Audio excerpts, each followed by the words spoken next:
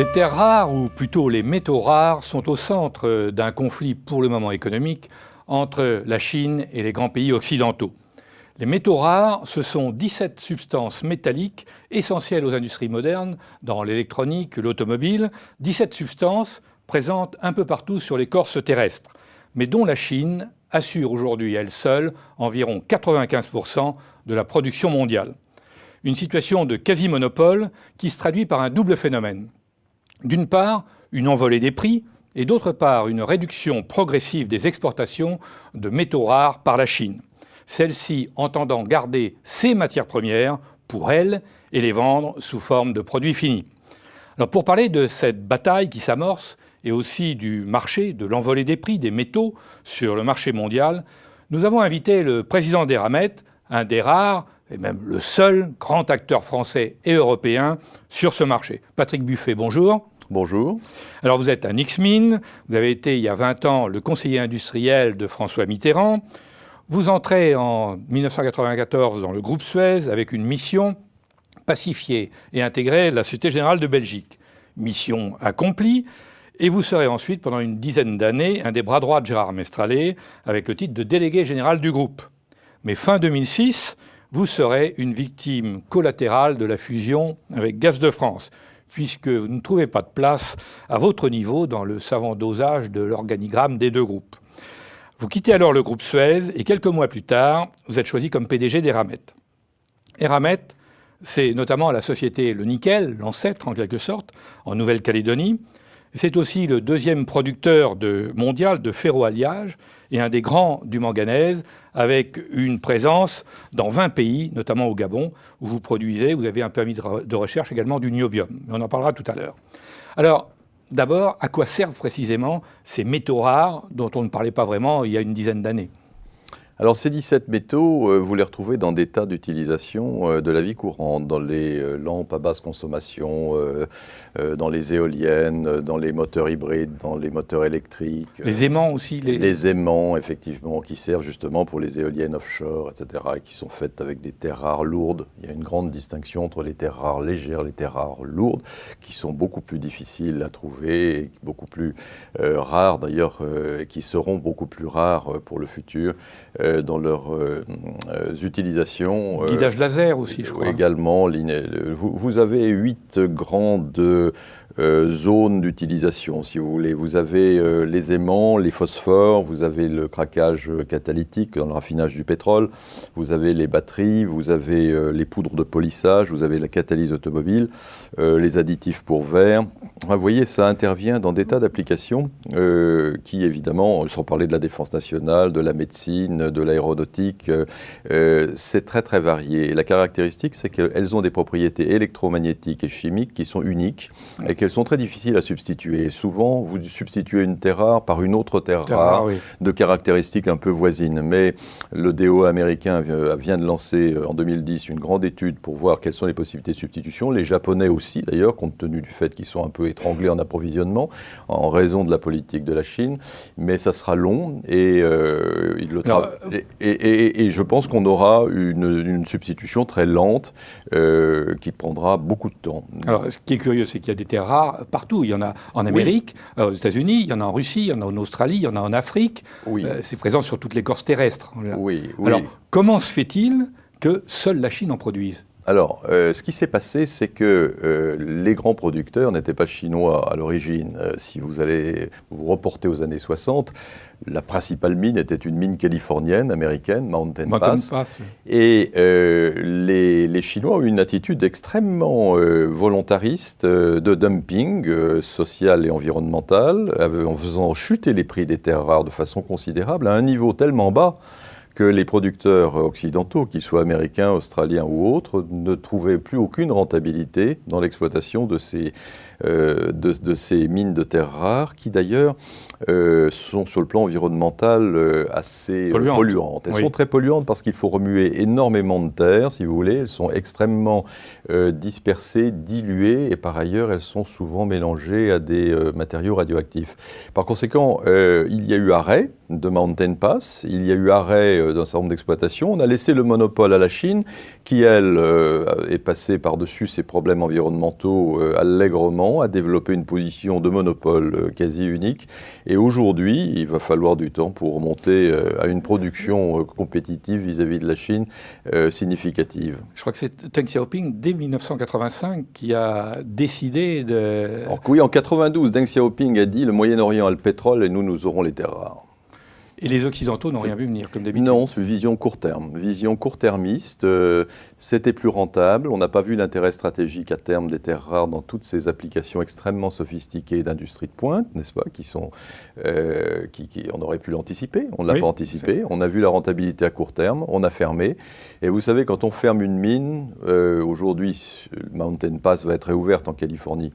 Il va falloir 2-3 ans pour que les mines retrouvent un niveau de production, mais reconstituer une filière globale intégrée, avec la transformation des terres rares qui va avec, c'est un travail de 10 à 15 ans.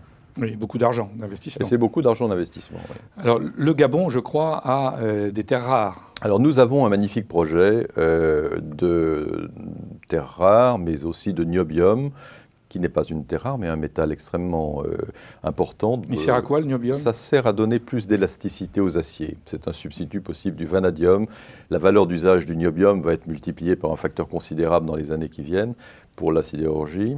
Le niobium est un métal qui est au fond, propriété quasi exclusive de la famille Morales par l'intermédiaire de sa société brésilienne. Nous dépendons à 90% du Brésil pour le niobium. Et donc, il faut absolument desserrer cet étau-là aussi. On est en dehors du domaine des terres rares, mais c'est un métal extrêmement précieux. Et c'est le Brésil qui, pour le moment, a le... Pour le moment, 90% de la production du niobium, c'est le Brésil qui le contrôle. Comme 95% de la production des terres rares, c'est la Chine. Alors que la Chine n'a que 35% des réserves de terres rares. Oui. Donc il y a une discrepancy, là, comme on dit en anglo-saxon. Et donc il faut absolument qu'on développe de nouveaux gisements de terres rares et puis de nouveaux gisements de niobium. Pour revenir au Gabon, il y a les deux. Il y a un magnifique gisement de classe mondiale de terres rares, il y a du niobium à profusion, il y a du tantal, utilisé dans les composants électroniques, et puis il y a de l'uranium qui est lié à tout ça, et nous avons, par un procédé hydrométallurgique que nous développons en liaison d'ailleurs avec Areva, pour les aspects uranium, et avec Rhodia, nous sommes en train de mettre au point un procédé sur un gisement qui nous appartient totalement, qui appartient à la filiale gabonaise Comilog. Oui. Voilà.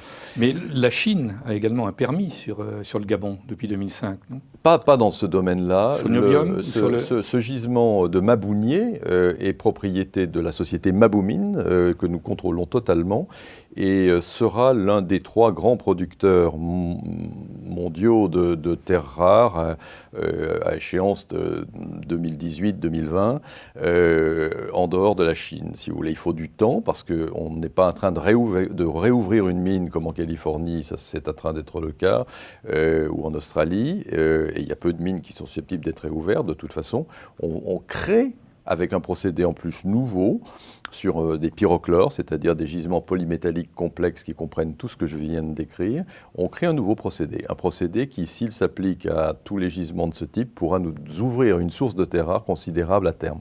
Par conséquent, c'est un gisement de classe mondiale avec des investissements considérables, qui sont de plusieurs milliards d'euros, mais qu'il faudra consentir après que nous ayons fait les pilotes et les usines de démonstration qu'ils vont bien. Je compte en parler prochainement au président Bongo.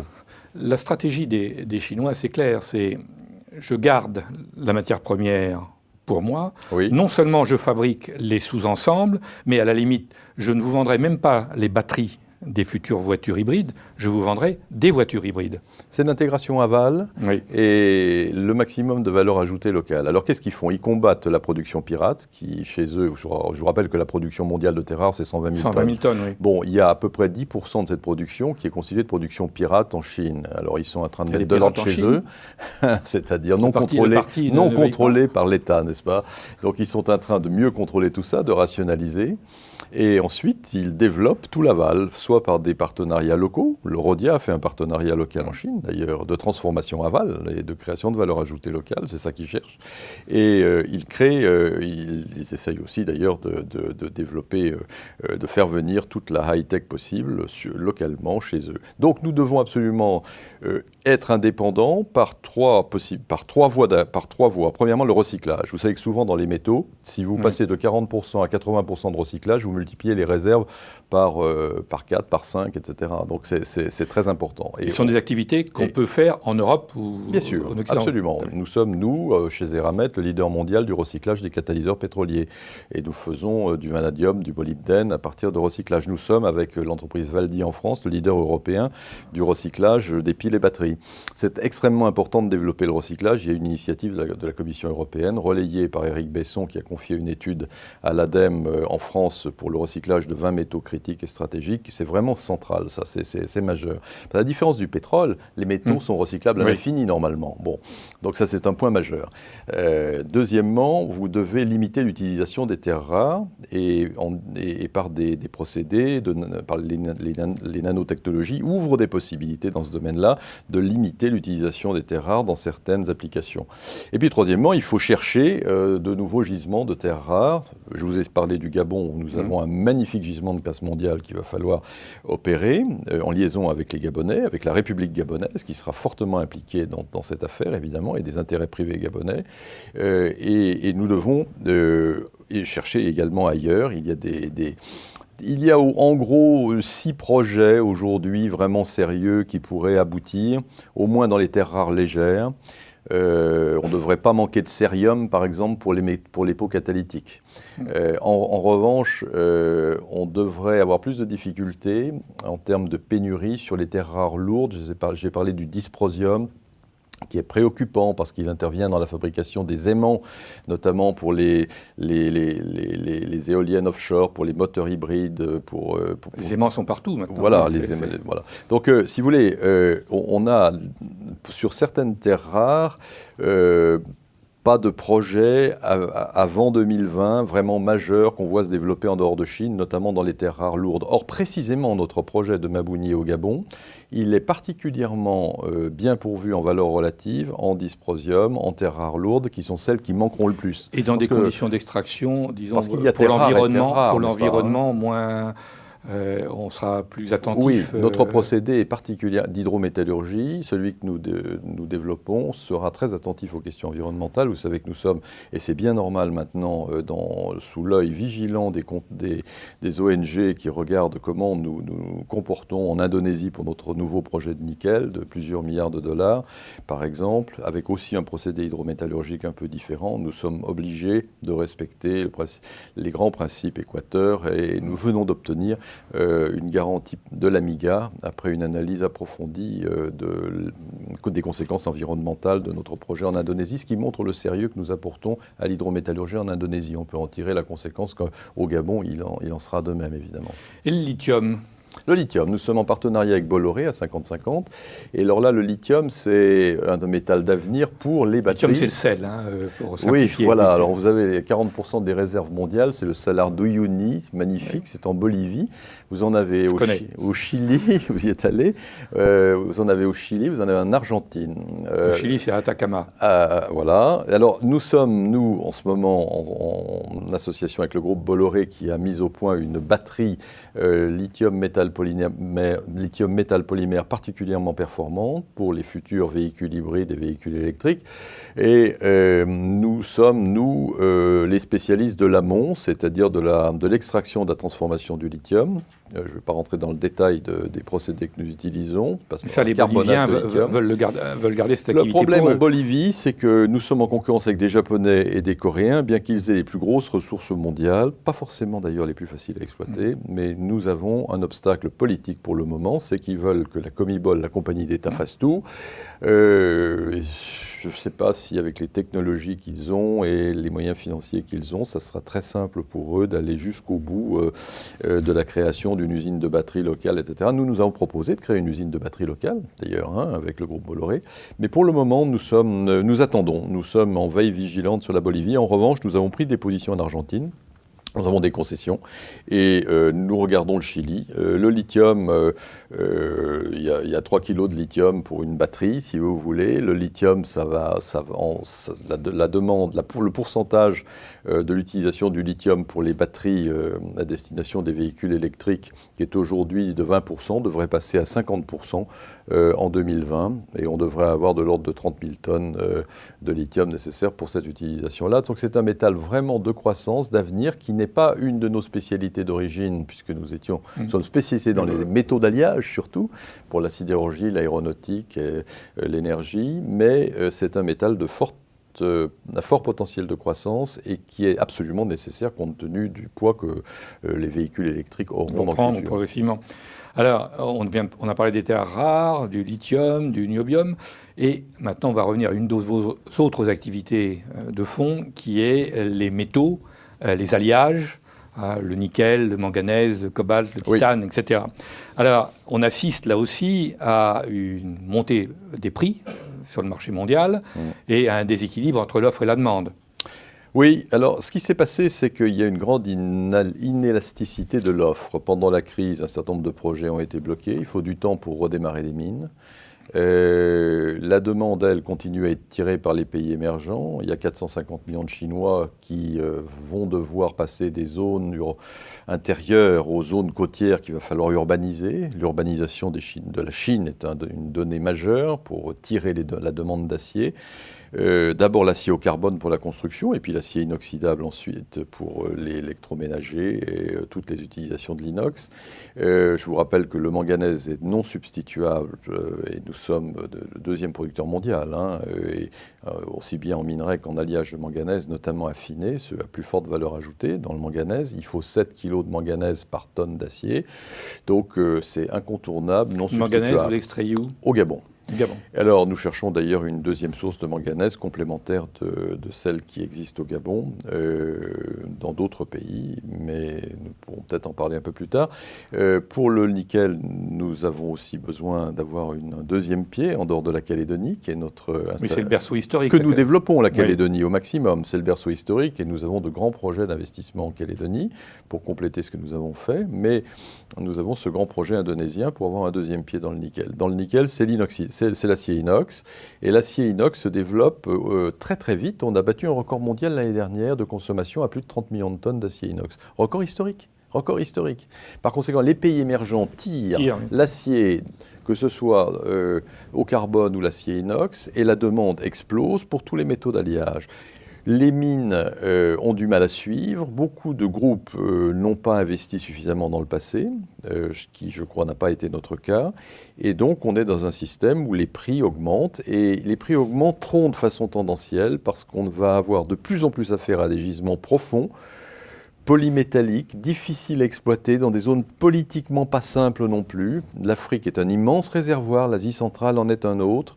Les grandes mines faciles à exploiter à ciel ouvert vont être bientôt en voie de depletion, comme on dit, et dans notre jargon, et on va devoir attaquer par des procédés non plus pyrométallurgiques, mais des procédés hydrométallurgiques beaucoup plus sophistiqués, qui font appel à la chimie, à l'extraction par solvant, à la lixiviation acide, à des procédés que nous maîtrisons totalement et qui supposent une R&D très complexe et très liée à la métallurgie, d'où notre intégration vers la métallurgie au sein du groupe Eramet. Et avec cette R&D qui est chez nous extrêmement développée, on va pouvoir attaquer des gisements c'est le même phénomène que le pétrole. Beaucoup plus difficile à extraire. Voilà. C'est-à-dire qu'aujourd'hui, il faut aller chercher le pétrole de plus en plus profond ou en offshore. Avec des teneurs qui sont de plus en plus faibles en plus. Avec des teneurs de plus en plus faibles. Donc les coûts vont augmenter, les coûts des métaux vont augmenter, les métaux d'alliage, mais les autres aussi.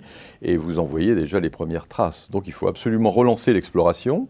Il faudrait un inventaire géologique européen.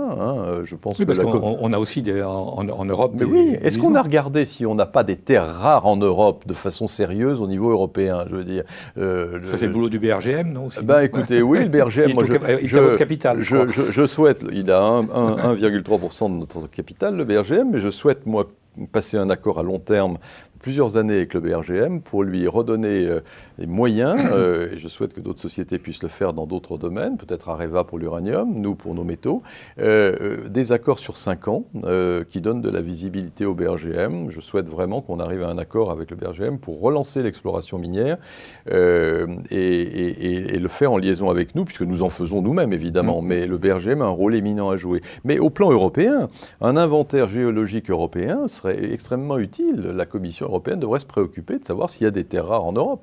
Oui, Elles s'en préoccupent Eh bien, dans les inventaires miniers précédents, de 1995 à 2002, on n'a pas vraiment recherché les terres rares en Europe de façon systématique. Donc il y a quand même là quelque chose d'un peu étonnant. Bah oui, on ne peut pas développer les services à la personne, s'occuper des terres rares. Mais ça, c'est un sujet de fond. Ça prouve. Ça et le recyclage, oui. Majeur le recyclage. Donc, nous en faisons un axe de développement du recyclage. Nous recherchons et d'ailleurs la Commission européenne l'a vraiment dit, il faut développer les entreprises de recyclage européennes. Et nous nous lançons à fond dans la recherche, en dépit des positions de leadership que je vous ai mentionnées, important, dans l'acquisition de nouvelles sociétés de recyclage. C'est de contrôler la filière. Oui. De l'amont à l'aval. De l'amont à l'aval. Je prends l'exemple du titane. Oui. Vous savez que pour les nouveaux avions dans l'aéronautique, il y a les partisans de l'aluminium et puis il y a les partisans du titane composite. Le titane, de par son poids, ses caractéristiques intrinsèques, va avoir une place très importante dans la 350, dans les nouvelles générations d'avions.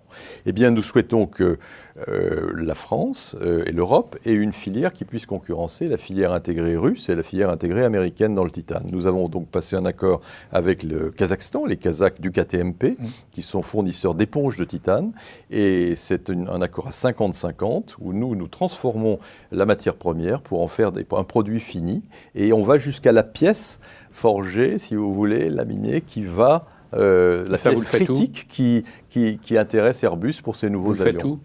Et ça, nous le faisons en France. Nous le faisons dans le centre de la France, Saint-Georges-de-Mons. Donc on peut faire de la métallurgie en France. Mais bien entendu, je crois qu'après le départ, disons la fusion, la grande fusion qui a fait disparaître en tant qu'entreprise complètement française Usinor, Arcelor et Péchinet, oui, nous sommes le dernier groupe métallurgique français lié à la mine. Et notre originalité, c'est de lier la mine et la métallurgie, puisque c'est une fertilisation croisée intéressante en matière de R&D. Au moment de la crise, notre R&D a été multiplié par 4 entre 2004 et 2010. Et au moment de la crise, au moment où tous les budgets ont été réduits, j'ai augmenté le budget de R&D d'Eramet de 15%. Je crois que c'est vraiment dans ce domaine-là qu'un groupe qui est à plus de 7 milliards de capitalisation boursière d'euros, mais qui est petit par rapport aux géants qui sont purement miniers et non pas métallurgistes, peut, parce qu'il a une competitive edge dans ce domaine, jouer un rôle majeur à cause de ces nouveaux minerais, de ces nouveaux métaux critiques, stratégiques, qui sont des métaux de niche, si vous voulez, très, très, très difficiles à traiter, et que seule une R&D puissante peut aider à traiter ou à substituer. Là, on va faire une seconde de nostalgie. Ça montre combien le départ d'Arcelor et de Péchinet était préjudiciable à l'ensemble de l'industrie française et européenne. Il faut réindustrialiser la France et redonner au groupe français une vraie force. Je crois qu'on a perdu progressivement. Je crois qu'à la faveur des OPA, on a laissé partir quelques fleurons et c'est une litote. Et je pense qu'aujourd'hui, il faut réindustrialiser à partir de nos points forts. Le groupe Eramet doit jouer ce rôle de leader dans le domaine minier et métallurgique. En tant que spécialiste intégré, mais pas pour des métaux de commodité qu'on trouve sur les marchés, si vous voulez. On ne va pas se lancer dans le cuivre, dans le fer, dans le zinc, etc.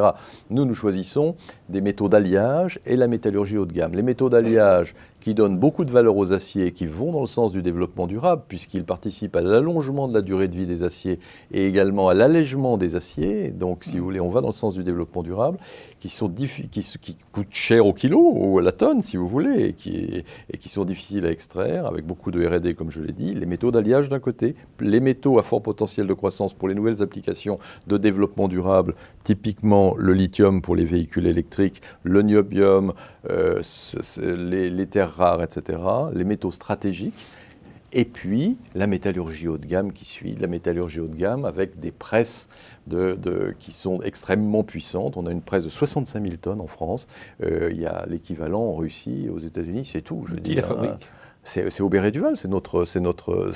La presse, c'est vous qui l'avez faite? Non. Ah non, c'est une presse allemande. La presse de 65 000 tonnes est une presse de technologie russe, figurez-vous, qui a même pas mal d'années, qui est assez ancienne, mais qui est sur le sol français, qui travaille pour l'industrie française, qui a été achetée avant l'apport d'Aubert et Duval à Eramet par l'entreprise Aubert et Duval. La technologie d'origine était russe. Alors, vous êtes une société particulière, puisque vous êtes un fruit de l'économie mixte, presque. Nous sommes une société privée. Oui, privé, avec mais 26% du capital détenu par Areva. Voilà. Et 37% par la famille Duval, 13% par Carlo Tassara, c'est-à-dire la holding de M. Romain Zalewski. Et puis, nous avons des fonds institutionnels anglo-saxons qui sont BlackRock, M&G et d'autres. Et puis, nous avons 4% détenus par la Société territoriale calédonienne de participation industrielle, c'est-à-dire le véhicule d'investissement des provinces de Nouvelle-Calédonie. Donc, la Calédonie est associée à la maison mère, alors que dès mon arrivée à la présidence d'Eramet, j'ai fait en sorte qu'elle ait la minorité de blocage au sein de la société Le Nickel. Et au sein de la société Le Nickel, nous n'avons que 56% en Calédonie, car nous avons voulu faire une place de 10% également au groupe Nishin Steel, qui est un très grand utilisateur, producteur d'acier inox, utilisateur de nickel. Et vous voyez, c'est vraiment une philosophie très ancrée chez nous d'associer des partenaires clients de long terme qui ont des contrats d'approvisionnement long terme avec nous à hauteur de leur participation au capital. Donc les Calédoniens, ils ont la minorité de blocage de la SLN. C'est aussi les accords sur... c'est les accords de Nouméa aussi. Nouméa, Mais j'ai doté depuis mon arrivée la SLN d'une gouvernance de société cotée à Wall Street. Il y a des comités d'audit, comités de rémunération, comités stratégiques, etc., qui préparent les réunions de conseil. Il y a une gouvernance totalement modernisée. On fait la même chose avec la Comilog au Gabon. Et au Gabon, nous venons de nous mettre d'accord avec le président Ali Bongo pour que, d'une part, on transforme le minerai localement à côté de l'endroit où on extrait le manganèse et nous construisons le complexe métallurgique de Moanda, c'est-à-dire la transformation aval à côté du gisement, rentrant en production en 2013, premier point. Second point, nous développons le gisement de terres rares, etc. Et ça, c'est fondamental pour le Gabon, pour l'avenir. Et puis, troisième point, gouvernance modernisée aussi, mais montée du Gabon dans le capital pour avoir la minorité de blocage, comme les Calédoniens dans la SLN. Est-ce que le Gabon monte dans Je le souhaiterais. Je souhaiterais que le Gabon puisse monter, la République du Gabon, c'est le souhait aussi du président Ali Bongo, dans le capital d'Eramet. Le problème est nous avons un flottant insuffisant. Il faut savoir reconnaître aussi ces problèmes au niveau actionnarial. Je pense qu'on a un flottant insuffisant. Il nous manque une dizaine de pourcents pour être coté au CAC 40, puisqu'on a une capitalisation boursière supérieure à pas mal de sociétés du CAC 40, et on devrait l'être si on avait un flottant supérieur. Vous savez que c'est l'un des critères de l'AMF. Et le problème, c'est qu'aujourd'hui, avec le flottant qu'on a, acheter sur le marché est très difficile. Oui. Il faudrait qu'il y ait un vendeur. Alors, comme la famille Duval n'est absolument pas vendeur, mais investisseur durable. Il y a un pacte d'actionnaires entre Duval et Areva. Oui, il y a un pacte d'actionnaires. Je ne sais pas ce qui va être décidé, ça il faut interroger Areva sur l'avenir de sa participation dans Eramet. Est-ce qu'il souhaite rester, à quel niveau pour le futur? Ça, c'est le dossier Areva. Oui, je n'en dirai rien car je ne le maîtrise pas du tout. D'un autre côté, il est important que la puissance publique ou la collectivité soit présente au capital d'Eramet aussi, non ?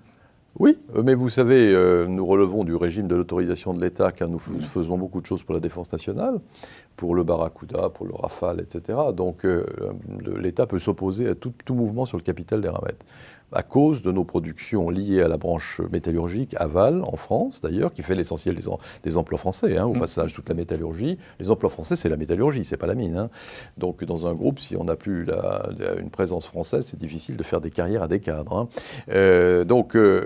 Comme nous avons cette fabrication très prononcée pour certaines pièces critiques de la défense nationale, nous relevons du régime de l'autorisation de l'État qui permet au chef de l'État d'interdire tout mouvement de prise de contrôle d'Eramet. Par ailleurs, il y a une poison pill qui est peu connue, qui est que si un groupe concurrent de la SLN lançait une offre sur Eramet et voulait prendre la majorité d'Eramet, les Calédoniens auraient le droit de prendre la majorité de la société de nickel à dire d'experts, ce qui enlèverait d'un coup sec et vigoureux toute la partie nickel au périmètre actuel du groupe, ce qui évidemment fait perdre énormément de valeur au groupe. Donc je ne vois pas, avec cette double poison pill, c'est d'ailleurs ce qui m'a été dit quand j'ai pris mes fonctions au plus haut niveau de l'État, de risque sur le capital d'Eramet. Donc Eramet est protégé. Eramet est protégé, c'est pour ça que le niveau de participation des entités publiques dans le capital d'Eramet je veux dire, est-ce que ça serait vraiment très très différent si le niveau de participation était à 10% plutôt qu'à 26%, hein, je vous pose la question. Je n'ai pas trouvé de réponse absolument convaincante sur le fait qu'on a absolument besoin de rester dans le statu quo qui nous prive d'un flottant qui nous serait bien nécessaire pour être coté, parce qu'il y a quand même une certaine prime d'illiquidité. Bon. Alors c'est moi qui vais le dire en conclusion, donc peut-être Areva qui a besoin d'argent pourrait vendre 10% sur le marché. J'aimerais bien faire monter le Gabon et avoir la possibilité de répondre favorablement à des investisseurs qui ont envie de rentrer chez Eramet aujourd'hui, parce que Eramet, c'est la conjugaison de la demande des pays émergents en métaux qui ne va pas arrêter, je veux dire, qui est une courbe croissante et de façon vraiment très très puissante. Et après la Chine, il y aura l'Inde. Parce qu'un Indien moyen, ça consomme 1/10 en acier de ce qu'un Chinois moyen consomme. Donc après l'Inde, après la Chine, il y aura l'Inde. Le relais sera pris. Et la Chine, on n'a pas urbanisé les 450 millions de Chinois qui sont à urbaniser. Donc vous voyez, on a une demande en croissance constante, on a une très bonne R&D, on a des positions de leadership sur à peu près tous nos produits finis mondiaux. Hein, on est dans les 3 premiers mondiaux sur à peu près tout ce qu'on fait. Dans tous nos domaines, c'est quelque chose qui est très très important pour juger de la qualité de leadership du groupe, même en dépit de sa taille, si vous voulez, sur les produits que nous faisons. Nous sommes toujours parmi les premiers mondiaux. Et donc avec tout ça, nous avons les moyens d'un développement continu qui intéresse beaucoup des family office, par exemple. On est très courtisé par des fonds matières premières. La conjugaison matières premières et pays émergents pour le futur est très attirante en termes de thèmes d'investissement. Et j'aimerais pouvoir faire rentrer des gens qui frappent à la porte, mais qui... Et pour ça, il faut avoir du capital. Il faut donc avoir le message est un lancé. peu plus de flottant. Voilà. Ouais. Très bien. Patrick Buffet, merci. Je vous en prie. Merci beaucoup.